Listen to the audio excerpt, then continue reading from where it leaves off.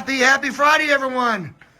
I didn't realize that I didn't come back and get a video of this beautiful job about a year ago.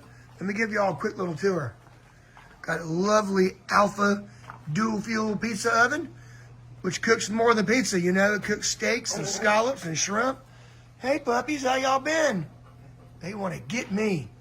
They want to get me. I know what they want. Got a trash slide. Got a dual drawer refrigerator. We got a Blackstone grill. Look at the size of this DCS. Woo, I think that's like 40. Was that 48 or 60? 48. 48. Look at the size of that. That's beautiful. Nice stone. Salt and pepper granite. Here's what I like. Look at this. Boom. Sunken fire pit area. So we took the elevation because the yard's on a good slope. So we sunk this down, and we got lights on the steps. See the lights right there for safety. And look at this beautiful linear fire pit. Big old fire pit.